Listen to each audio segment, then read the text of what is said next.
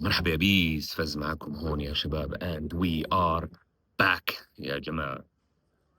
شوف، عم بشوف كل مسجاتكم يا شباب، عم بشوف كل مسجاتكم على الدي ام، على الانستغرام وعلى تويتر وعلى سناب شات وعلى تيك توك وبالبريد، بمزح. كلها محورها اشي واحد: وينك يا زلمة؟ وين مختفي يا بيست؟ ليش مختفي يا بيست؟ وين الغياب؟ ليش الغياب يا بيست؟ وين اللايف؟ متى رح نرجع نفتح بثوث؟ وين البثوث يا بيست؟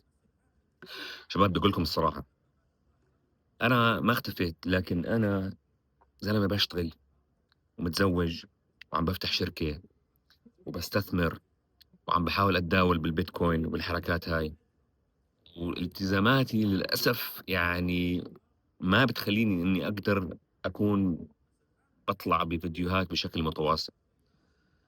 وأنا أهم إشي عندي إني أقدر أقدم لكم محتوى بجودة عالية، إشي كتير كتير أنتوا تحبوه. بس اليوتيوب مش سهل يا شباب، وعالم الراب مش سهل، وبده وقت وبده تركيز وبده شغل كتير وبده فضاوة وبده كل هاي الشغلات.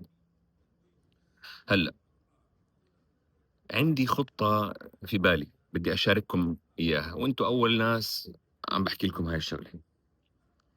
في إشي، في عندي مشاعر يا شباب بقلبي وبراسي بتقول إنه في ممكن يكون في إشي إلي بالسعودية. تمام، مش عارف شو هو، ما بعرف شو هو، لكن في إشي عم بيقول لي روح على السعودية واعمل لك شغلة. تمام. أنا هلأ حاليا ساكن بأمريكا إلي 3 سنين، وحاسس إنه خلص وقتي بأمريكا ومش عارف وين بدي أروح. فالسعودية ممكن تكون احتمال هو المكان اللي أجي عليه. فقعدت أفكر بأشياء شو ممكن نسوي بالسعودية مع بعض. إجتني أفكار كثير: نعمل مهرجان للراب، نعمل منافسات وباتل رابس، نعمل إشي بالأندر جراوند، نعمل مدرسة ومنهج تعليم للراب. يعني كثير كثير كثير أفكار، بس ما عندي إشي معين جاي بدي أعمل. تمام. فأنا ما بقول لكم هذا الكلام على الفاضي.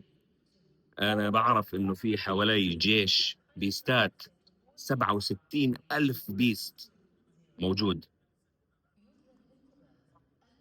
إلا واحد فيكم بيعرف، أي حدا ممكن يساعد، أي حدا فيكم بيسمع هذا الفيديو قادر يوصلنا لجهات مهتمة، لرابرز، لمنظمين، لرعاة، أو أي حدا ممكن يساعد، وصلوا هذا الفيديو، اعملوا شير، ابعتوا لهم إياه.